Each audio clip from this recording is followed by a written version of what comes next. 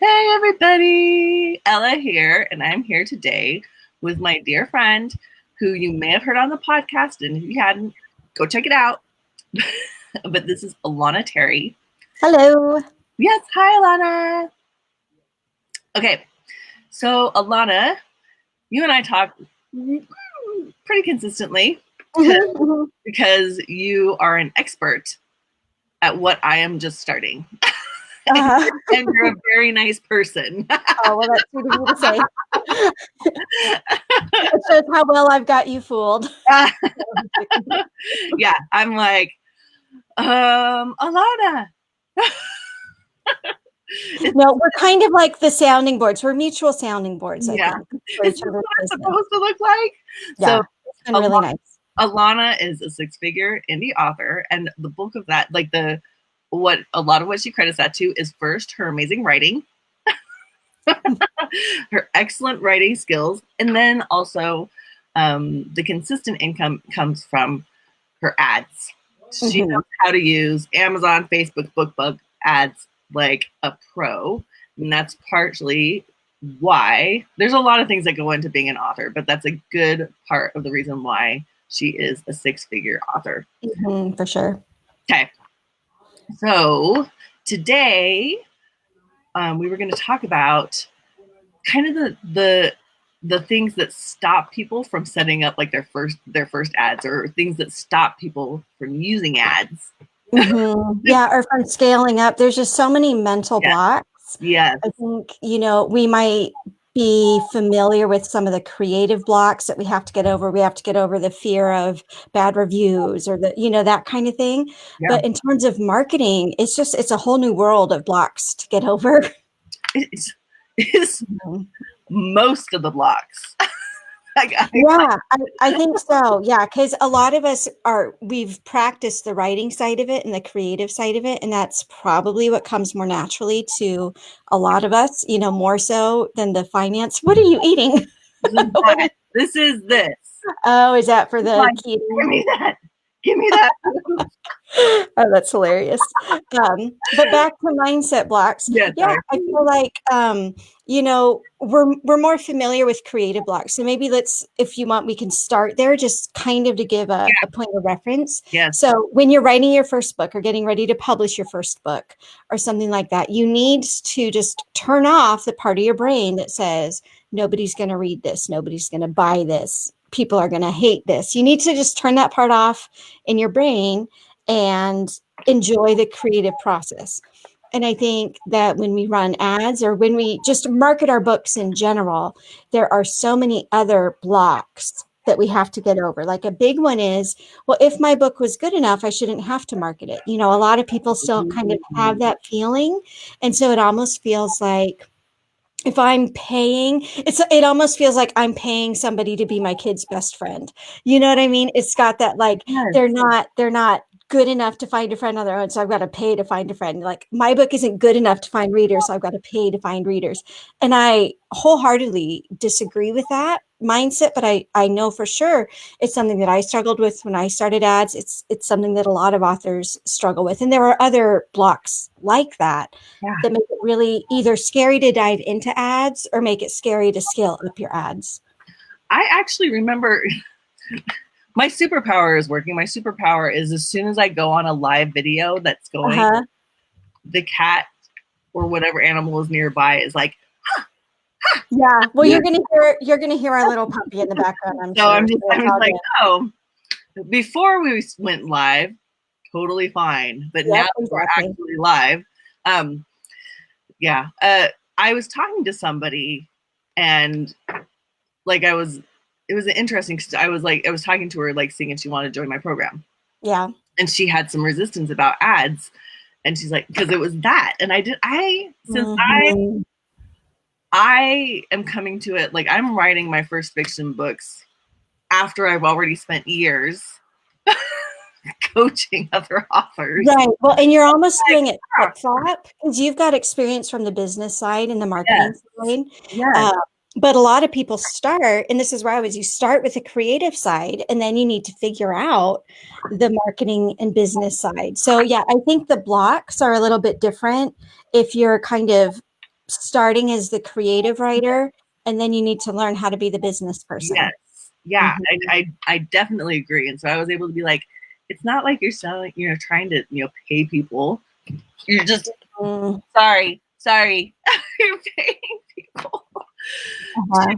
to you're paying to get your book in front of people who might love it. Like, for And how I are think, they gonna yeah, find it? How are they gonna exactly. find your book? You're not Yeah, paying to be your friend. You're paying to be like, hey, I'm out there. here it is. She was like, oh, Right. Right. It's almost like, it almost reminds me of maybe a dating service where you yeah. put yourself out there, and yeah, you might feel a little bit like, well, shouldn't I be able to find the right person on my own? But when you think about how little your sphere is right now versus how big your potential readership is, it makes a lot of sense, I Yes. think. And another way to look at it is, yeah, if you believe that wholeheartedly and how good your book is, then go ahead and put your money where your mouth is, because what you're doing is you're serving potential readers by helping them get to your message. Like, if you were to know me back in high school, like, I am the least likely person to have gone into business because I was very shy, very insecure, just very kind of like quiet, like take up as little space as possible. And I know especially a lot of women can relate to that. Yes. But I also was so passionate about, like, I think in my high school yearbook, I was voted most likely to make a difference. Like, I was the one who was going to go and become a medical missionary. That was my high school goal. And the way I see it is what I'm doing now is very similar to that. Is I have books that I believe encourage and inspire.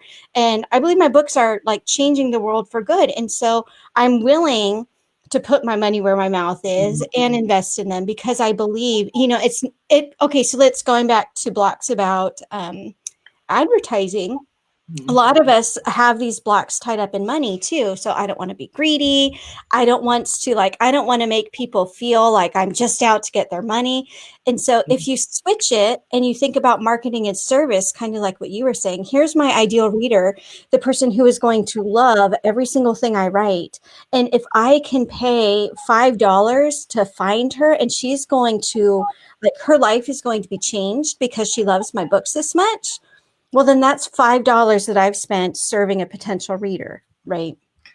There's something I think to be careful there, because and Yeah. you kind of like touched on it a Hmm. little bit in terms of the money mindset, because I think a lot of people also, like, if you go too far in that direction, you can just pay and not get any back. Because I think Hmm. a Yeah. lot of us have been conditioned to think that our creative art, like, it's like, well, if it's art, people shouldn't It like shouldn't be commercial. Yeah. It's either high yes, quality or it's yes. commercial. No, And then I if you totally like agree. doing it as a service for people because you're changing lives, then Hmm. then you're why wouldn't you just do that from the goodness of your heart, Alana? Oh, Because we got bills got to get paid, Ella. But yeah, but I no, mean, no, I totally get it, and I think this ties into the more profit you make from your art, the more creative freedom you have, right? If you know that you've got this series that's going to kind of be your bread and butter series, and you've got ads that are bringing new people into the series, so you've got kind of just this ecosystem that works.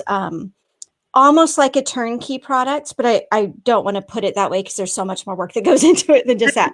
But once you've done all the hard work and you've got your series, you've got your ads, you've got your readers, and you're getting regular readers coming in every month, and that means you're getting regular royalties every month. That gives you so much more creative freedom in your next book or your next series to be more experimental. So I just last summer published my first psychological thriller. And it's a genre that felt scary to me, but also I was so intrigued by. And if I was so focused on, okay, I've got to write 100% to market and follow exactly what the top earners are doing, I wouldn't have felt that creative freedom. So I think that by putting a little bit or a lot of it of time and energy and money into your marketing, you're actually buying yourself more creative license, which is hugely important for us authors. Yeah. I really am appreciating, Alana, how you're giving like concrete reasons to allow people, like, you're like, here's a reason to give yourself, but ultimately, like, you deserve to make money from the stuff that you're making. Like, you deserve, like, if you're putting, like, I think about that, and I love writing. Well, I love that everybody else writes. But I'm like, okay, people put how many hours people put into their stories, and then they sell them for $2.99.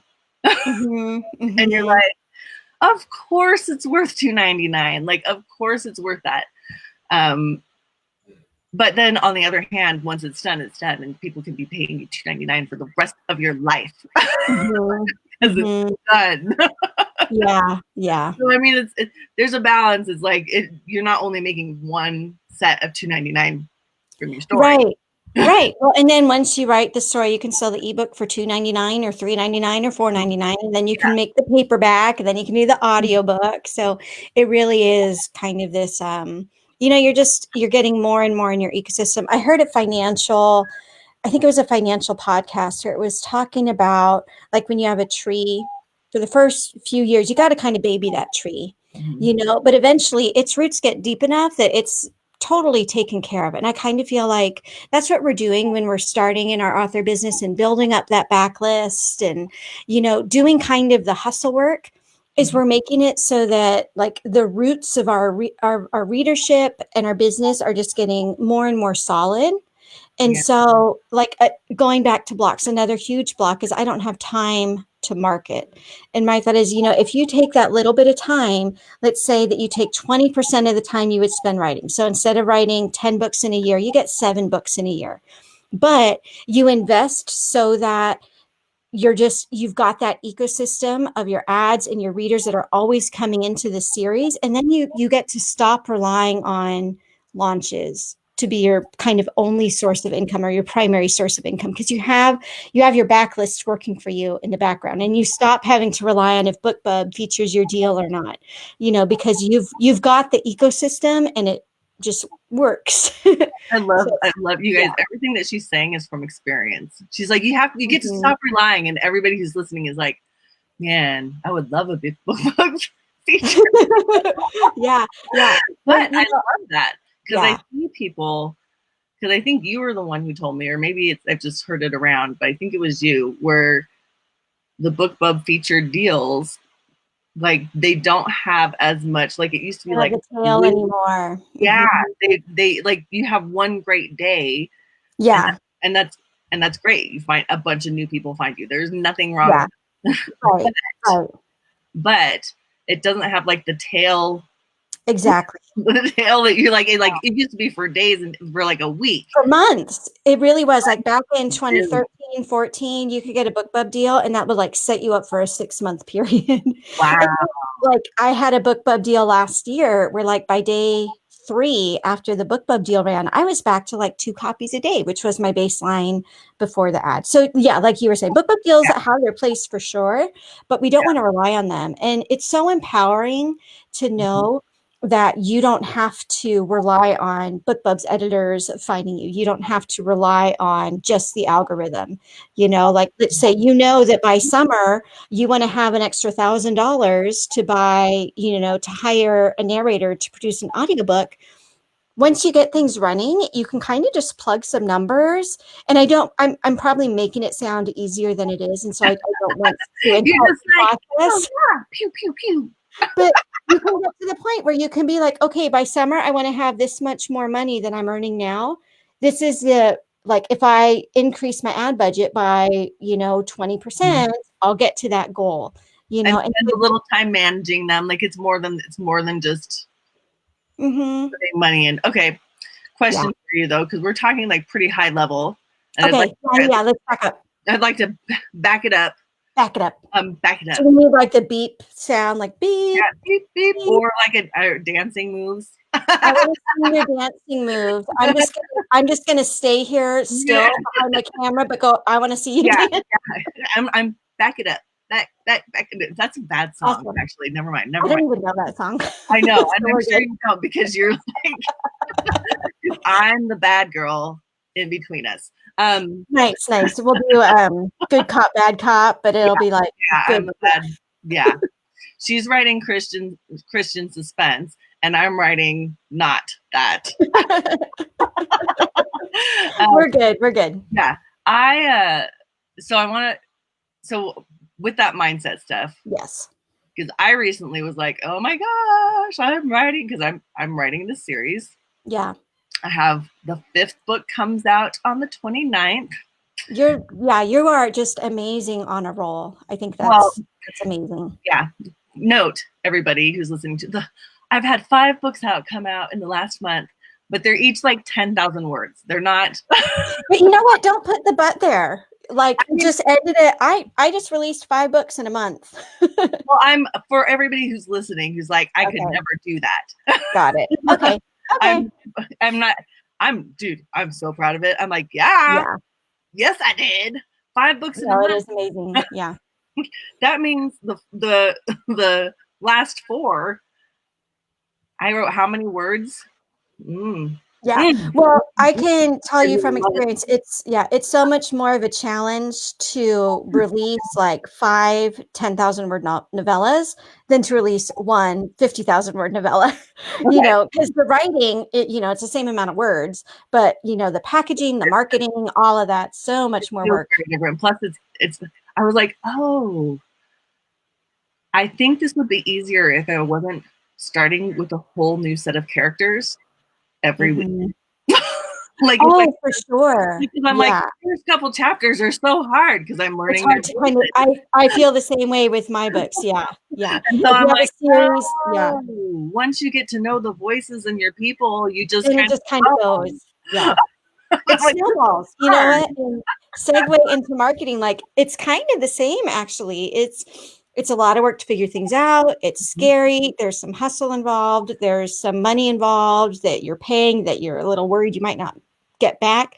But eventually you do kind of get to this snowball where, we've just got that ecosystem, money coming in, money going out, ad money going in, royalty money coming out. It's worth it. Like you're kind of, would you say you're on the tail end of your launch, or are you still right in the midst? I feel like I'm constantly launching because every week a new book comes out. Right. So let me.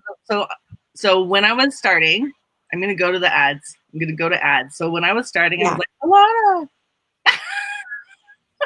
I have a book out, and you and I have talked a little bit before, and I've interviewed you, and we have. So I was like, okay. Before I called you, I was like, okay, Alana, I know that I need to get. Like, I want my also bought authors, like customers who bought from this author, also bought from this author. So even though I only had 1 book out and was selling it for 99 cents, which is not that much, I was like, I still put an ad up for it because I wanted, because I'm like, this is my first book.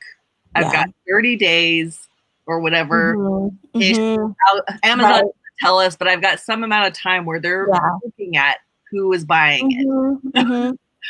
I want the authors who show up and my customers also bought from this author. Like it's not even just the books, it's the authors. Exactly. I think that's a really smart way to look at it. Yeah.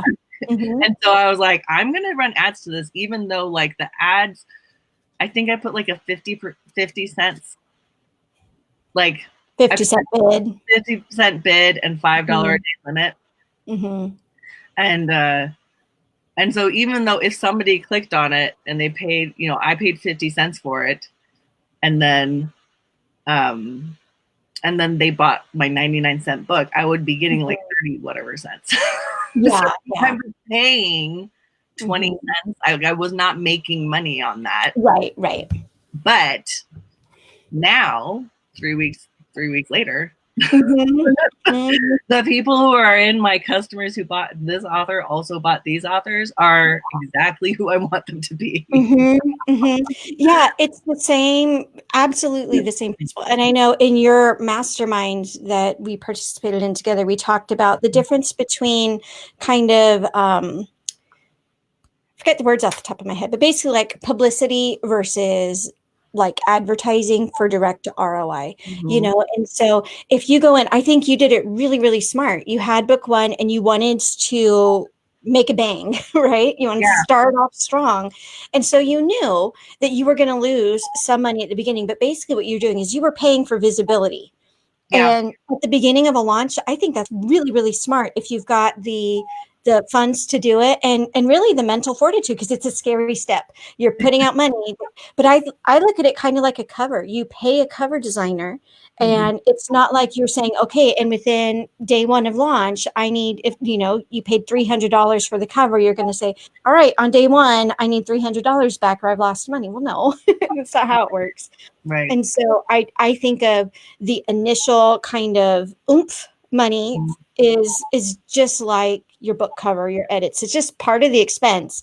But then it starts working for you. And yeah, you can't do that long term. You can't lose $300 a month on a book long term, but you could put $300 into advertising a book one so that by the time your series is ready, you know, going back to that tree analogy, you watered your tree for that first month and now its roots are strong enough that now, like a year from now, let's say you're still writing in the series or you're not, but you're going to have readers coming in regularly. You're going to have the reviews built up, the also bots built up, and it's just going to kind of, again, be this flow where you're not going to have to hustle to make it work. That's what I'm like crossing my fingers about that, because I can't tell you how excited I was, Alana, when I first because everything takes a little bit longer in my Kindle app than it does on the Amazon page online. And so like when I finally got to the end of when I got to my Kindle app and it was like this person, you know, I went to my author page on my Kindle app and it had the other authors and I was like, and it worked.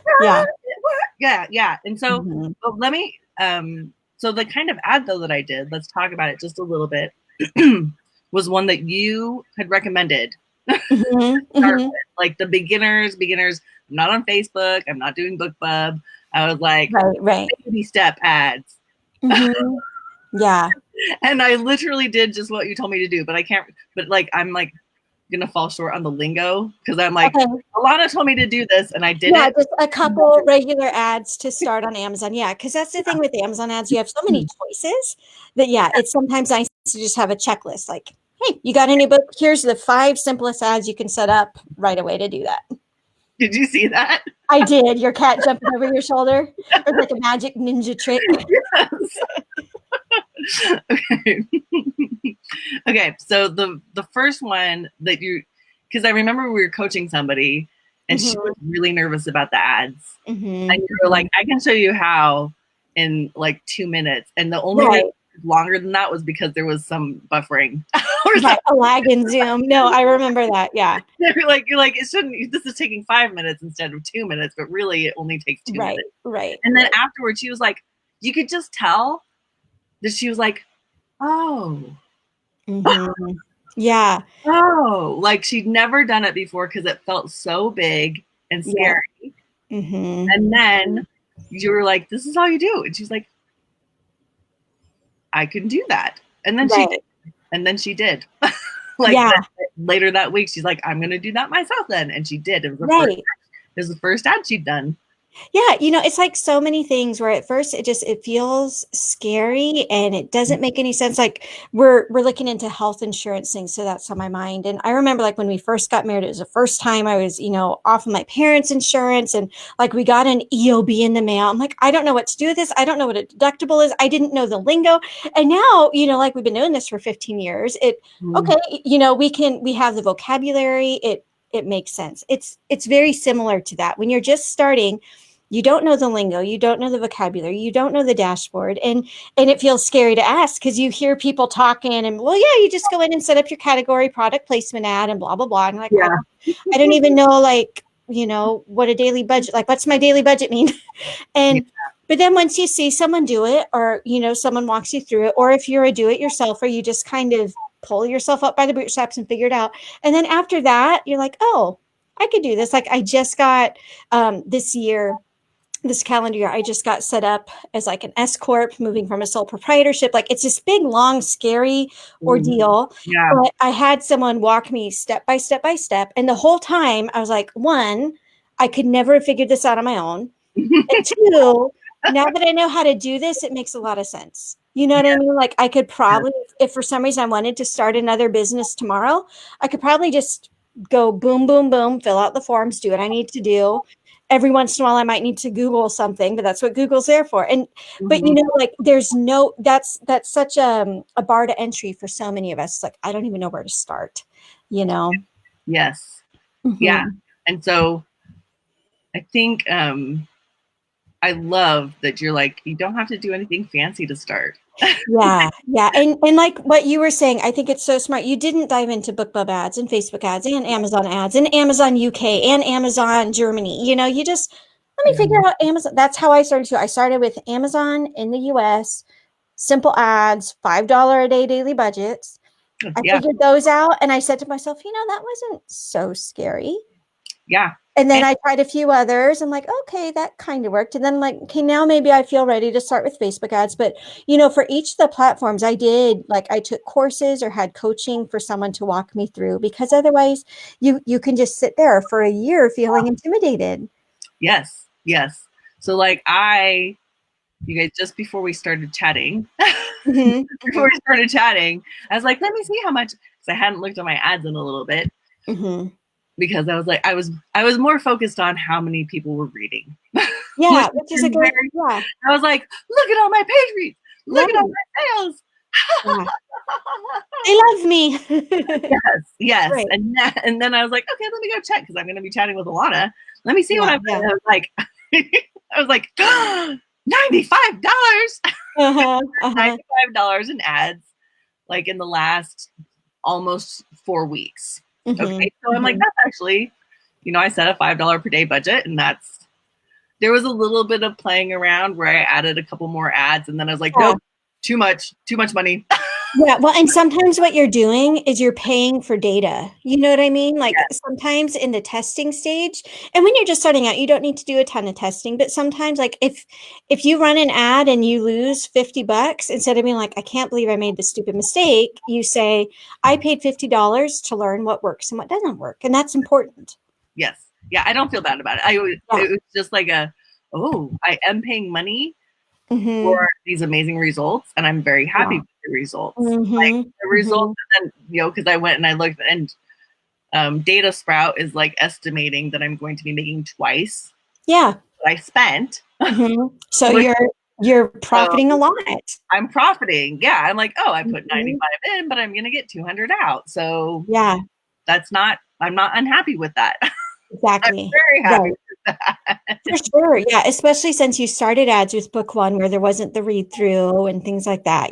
Basically it's just going to keep accumulating from there. And you're going to get to that special snowball place where it just kind of runs itself. It's Yeah. exciting. So Hmm. the ad that I did is the ad that I did. So all I did was just go through and I picked the first book, Hmm. and I was Hmm. like, automated whatever, Yeah.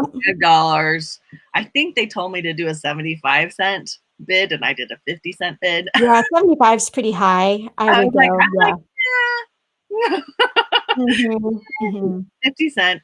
And it shows, like, I see my ad all the time when I'm in on my other Amazon, like my normal Amazon account, not my pending Hmm. account. I'm Hmm. like, oh, there I Hmm. am. Right. Right. So I Yeah. see it. So it's obviously people are seeing it. And then I just did, and that's it. And Yeah. I let Amazon do the figure out who to give it to. Yeah, no, it's really smart and it's the simplest way to get it set up and it's working. Yeah. Okay. Mhm. Is that something that you tell people how to do in your course? Yeah, just the step by step. Because, like I said, there's probably like a dozen different types of Amazon ads, Yeah. and some of them are probably not even worth doing anything with right now. And some of them are so simple. Then, like whatever book you have, you may as well. Yeah. Free tip for you, Ella. Now that you've got more books out, I would go ahead and set up automatic ads for each of your books because then they'll show up as sponsored ads in that whole series, which Yeah. is really nice. So yeah, it's just kind of the step by step. I've got a checklist and I use it too. I'm not ready, Alana. I'm not going to get paid for these until May. Okay. Okay. Well, Right. when you're ready, that's what I would recommend Yeah, is kind of the next I step. would. Mhm. That's the thing. There's like a balance between, and I think a lot of people will have to deal with this of like how much can I put in For sure. Yep. versus like what feels good to put in to like invest in Mhm. myself Yeah. versus like Yep. although okay, let's talk about it a little bit because I'm like I can't, but then because it's my first time, Mhm.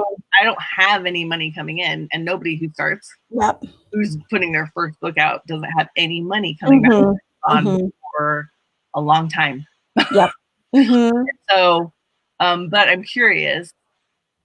So if I put all my books up with $5 per day ads, Mhm. so should I look at the way? So I'm like, hey, I put $100 in, I'm getting $200. Do you think that that would carry for each of them? What I would recommend Mm-hmm. is set the, like, if you're doing 50-cent bids right now, do Mm-hmm. like 20-cent bids for the other ones. And that way it's going to be kind of low key, just running a little bit in the background. Maybe across all the books in the series, you're spending like $2 or $3 a day. That's kind of how I would look at it. And I would basically, since you just have the one series now, I would keep it the math super simple and say, this is how much I've spent in ads across the whole series. Mm-hmm. And this is how much I've earned in ads for the whole, or earned in book royalties and book reads for the whole series. And just make sure that you're operating in, a profitable way. Okay. That's kind of, I would just keep it simple like that. Okay. Mm-hmm. Okay. Yeah. Maybe I'm going to do that. Maybe Yeah. I'm doing that. But you're right. There's absolutely a cash flow thing to look into, and you really needs to look into how risk averse you are. I was really, really conservative at the beginning. I was like, I think my very first month running Amazon ads, I probably, like you, was like less than $100 for Mm-hmm. the month. And I did it on a month where I had just gotten BookBub royalties. Cause up until then, BookBub was kind of my go-to for when I needed a push. Yeah. And so I was really, really conservative. And then 2 months later, when I got the royalties from that, I bumped it up to maybe $200. And, Yeah. and again, like it's stop and start and stop and start at the beginning. And Mm-hmm. then, again, then you just kind of get to where you get that snowball effect and Yeah. it just kind of I goes. I'm not afraid to put my profits into ads, but the profits I literally just published my I know you need the royalties before I you don't have have any profits. royalties for a while still. No, I totally get it. So I think, again, it just goes back to like you personally, what you're okay with. Some Yeah. people, like if I know you've run like online businesses before, so Yeah. I'm guessing that you'd be more comfortable with putting them on a credit card because you know that the money's coming there. Where some people, like I wasn't about to do credit at the very beginning, Yeah. Yeah. because I was scared. I didn't want to commit before I saw how it worked out. So I think it absolutely depends on your own level of comfort because again, going back to mindset, if you get to a place where you're kind of running ads out of fear, then you're going to self-sabotage somewhere or you risk self-sabotaging somewhere. And so you always want to be doing it where like you're Mhm. stretching yourself a little bit, but Yeah. not to the point where you're freaking out, I think it's good because I've been doing them for a month now, and Yeah. now I feel more comfortable than I would have Yeah. absolutely because I'm like, oh, I spent $95, but I can go look at the estimated royalties and see that it's twice that. So Yeah. now I feel more comfortable being like, let me put a few dollars to the other Yeah. one and keep an eye on it, keep a better eye on it versus so that I'm not like, oh, $95. Right. Like Yeah. there are some authors who have money to lose, in which case you could just kind of throw money out there and see what happens. But in general, if you don't have money to lose, then I do recommend just be conservative at the beginning. Make sure it's going to work. Make sure that you can kind of cover the cash flow. Or like what I did, I just did the start and stop. It was okay. I'm out of Yeah. money for my ads. I have got to pause everything until I get my next royalty money in. And that's okay too, because it takes less time than you might think for things to compound. If you think about like a retirement account or something, there's in the back of your head, like, what's the purpose of only putting $100 in a month, when I'm going to need X amount in 30 years? Well, like you get to that compound effect and it's still worth it, even if you feel like you're starting small. That's what I was thinking actually when you were talking earlier about the tree and its roots. I was like, Yeah. you keep adding a book, you keep adding book, adding book, adding book, Yes. and Mm-hmm. paying ads, finding new readers, new readers, new readers with the Mm-hmm. ads. Mm-hmm. Mm-hmm. I'm like, there's gonna be some kind of critical mass Yeah. Yeah.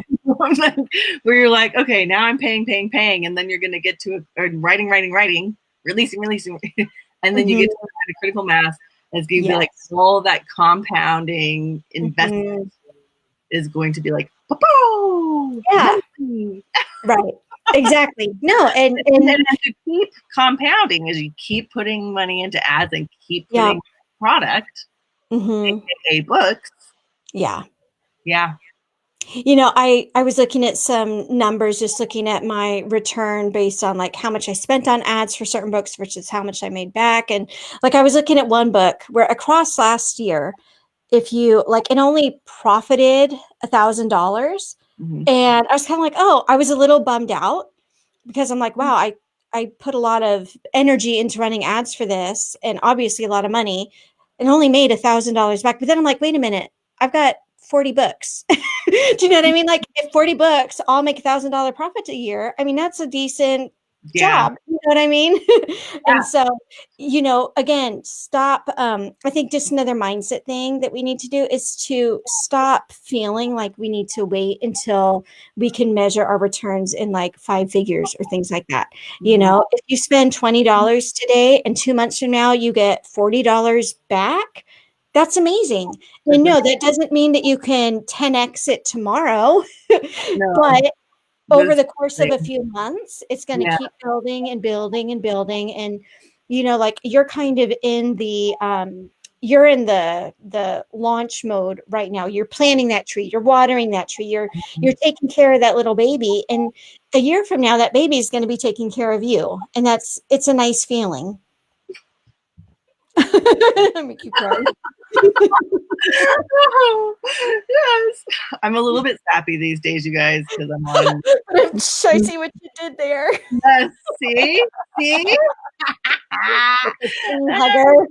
Been working on trying to have a baby, and you're like, baby, baby, baby. And I'm like, yes, baby. Yes, yes, Yeah, there's so many different kinds of babies, and yes. it's Book baby. We're talking book baby. book Or baby. tree baby, little baby Groot, right? Yeah. Yeah. It's so encouraging. Like, and that's why I guess I really want to encourage people to start. Like, if you know people in your genre like your book, like that's I would say like my like one qualification is that you already have had a few people say yes. A few of your readers have already been like, absolutely, I love this book. Then I don't see any reason not to do ads because, well, my only one like the book, have a good book cover, and a decent blurb. Yeah. Yeah. No, it's important to have those things because a lot of people will be like, a lot of my ads aren't working. Mm-hmm. Their ads are working because really the only thing an ad can do is get people to click onto your sales page. Mm-hmm. So, like, if you're getting 20-cent clicks on your Facebook ads and 5% of the audience who sees your ad are clicking, your ad is working great. Mm-hmm. But if you're losing money, well, then that means that the ads can't make people buy the book. All they can do is get people to your sales page, and that's where the cover, the blurb, that kind of stuff comes in. Yeah. And in fact, so I have I did this a goofy way, but we were doing it. We had a reason. So I put my first book out, and then I got with another author, and we each wrote 2 books in a 4-book series. Mm-hmm. And now I'm finishing my first series now. But so that 4-book series is out, and I made the covers for it. And within a week of having the last book out, because at that point I was like, I'm just writing. I wasn't looking at because I'm like, I gotta get these stories out. Yeah, right. Uh-huh. But then within a week of the last book coming out, I completely changed all the covers. Uh-huh. Like the books had only been out for like 2.5 weeks. Like from the first book to the last book. Yeah, yeah. I changed the covers, and you could see I'm actually going to do a post about that next. Like the next post that I do about my process is going to be about that. I'll just take a screenshot of the page reads. Where you can see they go from boop to boop. Like it's like they doubled for those it's a people. huge difference. Yep. They doubled from having a different cover. And the first covers were nice, but the second cover version was better. Yeah, yeah. You know, if you want to go back to our tree analogy, and like if taking care of that tree is running ads, like you need to start with a healthy tree. Otherwise, no matter how much you water and baby and fertilizer, do whatever you need to do, it's gonna stay a sick little tree. So yeah, you want to start with great editing, great cover, great writing. You know, thankfully, I think that the indie author industry is mature enough now that those things are kind of assumed going into it. But I think it's important to remind people that, especially like if you start some ads and you feel like they're not working, it might not be the ads. Just remind yourself the ads can only get people to click on your sales page. If you're getting the clicks, but then people aren't buying, then that's more likely an issue with your packaging, your cover, your blurb, that type of thing. Yeah. So now they're doing something. They were still profitable, but they're way more profitable with the that was But with all those things, with all that stuff in context, I think there's no reason not to have. I'm like, wow, I put in $95 and it's telling me I'm going to get 200. Yeah, no, it's exciting. So going back to kind of the mindset stuff with ads, what would you say is the scariest step for you in this whole process? Ooh. In the ads process? In the ads, the marketing, the launch. Putting things up for pre-order. Yeah, before they were written. Is that what you mean? Yes. Okay, because then you knew you were committed. I'm like, okay, it's up. Yeah, gotta do it. Yeah, but in the ads process, I don't know, and I think I don't think I'm your typical person because right. You run the online business side of things. Yeah, because I'm willing to put money into something that I think will work, and then sometimes it doesn't, and I've lost money. Well, you know, let's go ahead and I always learn. Yes, I always learn. So I never was. I've spent thousands and thousands of dollars, and sometimes I'm like, well, I made that friend, and that friend has been my friend for a long time, and they're really smart, and so I guess I paid $5,000 to meet that person. No, I absolutely agree. I did my very first book. I paid like $300 for a blog tour, which back then when I, just had the one book, like that was a scary, scary step.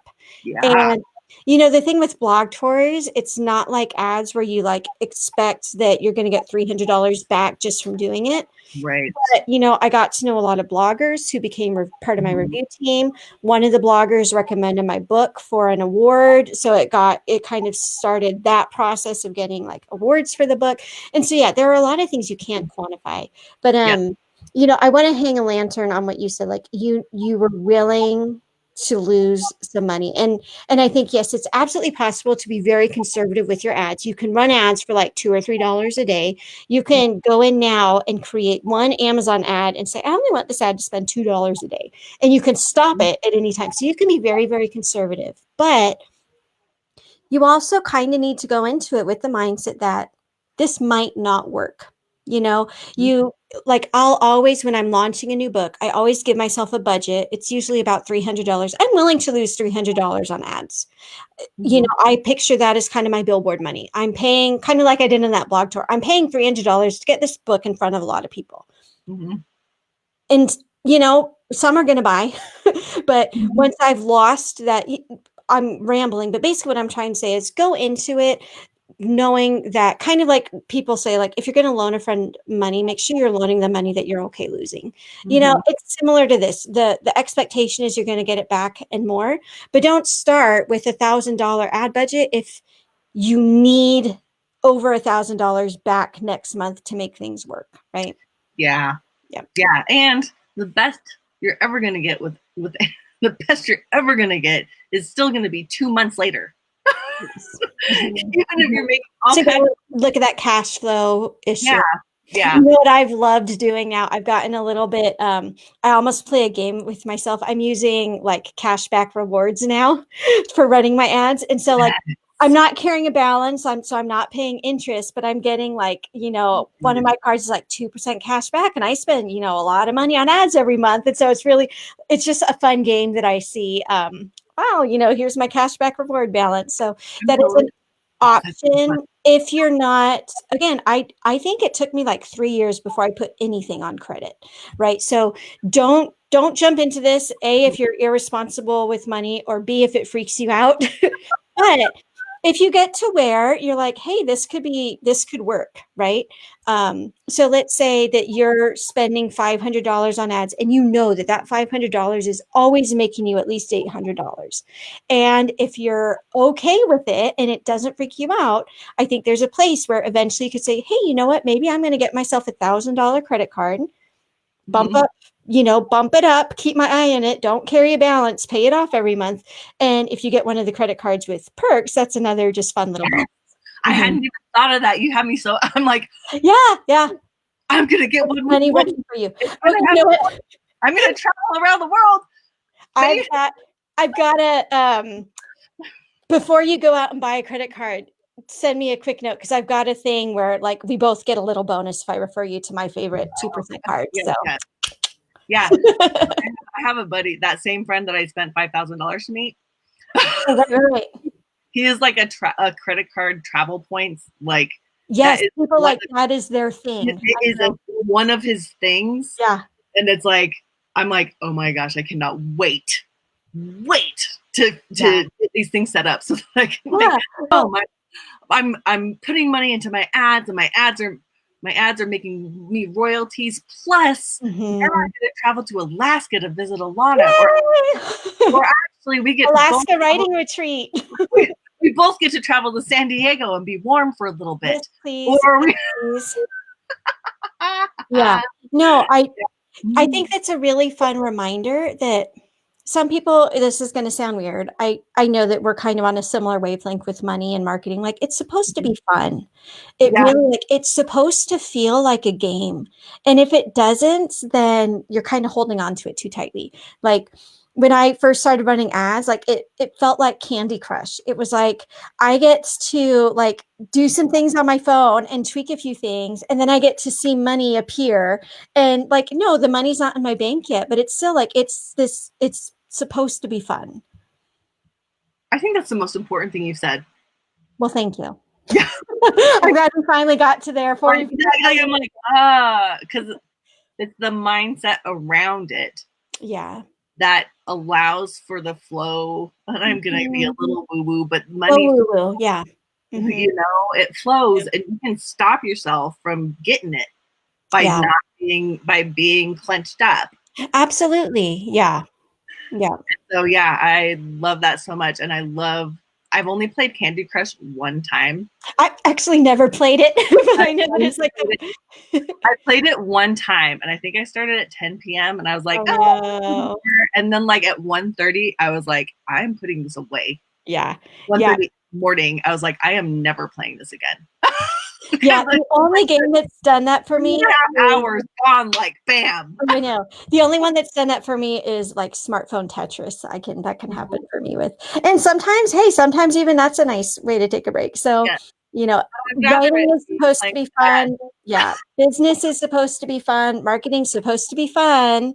Like, life is supposed to be fun. I think if we approach it with a sense of playfulness. Now, I'm not saying to be irresponsible.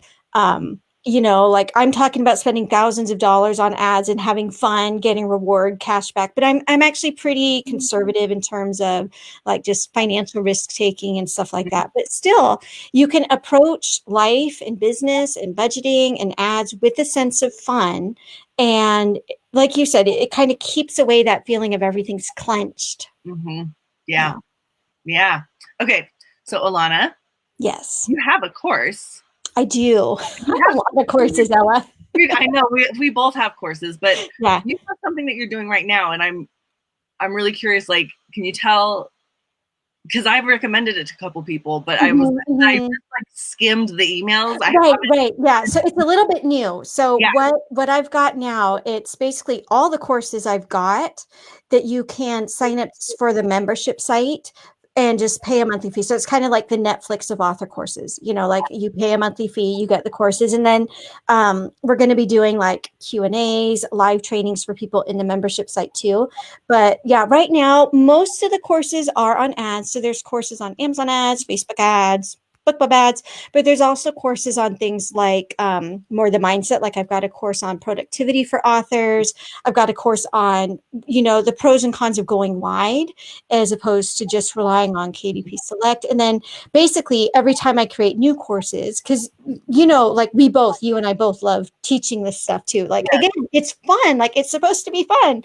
And Yeah. so when new courses come out, that's going to be available in the membership site and so on. Okay. So yeah, this is kind of the newest iteration of the author courses, as opposed to just like, here's a course, you can buy it. It's, what, here's all the courses. As long as you want to be in this membership site, have access to them. And that's awesome because yeah, I love it. I love it because again, when people are starting, it's an investment, and sometimes the investment is difficult to make. But you can do a course. You're like, I can do a monthly investment. Is easier. Exactly. It feels less scary for sure. Yeah. It's like putting a little bit of money into your ads. It is, yeah, and just starting with that little budget, and then you see that it works. And for anybody who's maybe still like nervous about jumping into ads, I just want to say like how empowering it's been. And I don't know if you've had the same experience with your recent launch, but it's very empowering to know that you're in charge of your success. You don't need an agent to tell you that your book's going to make you money. You don't need a publishing house to tell you that your book's going to make you money. You don't even need BookBub's editorial team to tell you that your book's going to make you money. You're really in charge of it, and that's a very empowering feeling. Yeah, it's super empowering, and I think I have this other perspective because I'm doing my own program. I'm like, I'm doing my program that I created after interviewing lots of authors. Yeah. And so I'm like, I know this works. And then I'm doing it and ta-da, it's working. Yeah. Like, yeah, this feels awesome. Of course it's working. I didn't do this out of nothing. I did it after tons of years of research and talking, coaching and seeing what works. Anyways, but it is very empowering to be like, yep. Because I'm doing it like in a short and like a really abbreviated, because I'm doing these shorter, these novellas versus full length novels. But the process is the same. And it's very empowering to be like, I'm doing the steps. Yeah. And it's working. Yeah. Well, and I know so many authors, they feel like, Amazon's out to get me. And that's, the algorithm's out to get me. That's such a deflating feeling. It's, I want to write these books. I want readers to find my books, and Amazon just isn't showing my books to people. Well, guys, you can pay Amazon money to make them show your books to people. And I think that's a very disempowering and mindset because it is. Yeah. Because then you're not in control of your success. Yes. There's nothing you can do. Yeah. And Amazon, I think, is like the biggest selling machine, like probably in the world. Yeah, I think it is. I think you're right. Like, I can't say I'm like, at least online, absolutely online. It's like it's a selling machine, and all it wants to do is become better at selling stuff, including our books. Yeah. Like it wants to sell them. Yeah. It's like, how can we sell more of your books? You have to work within, but it's not against you. Yeah. You have constraints to work with, but But again, you can pay them and they're happy to then help you sell books. Yeah. Yeah.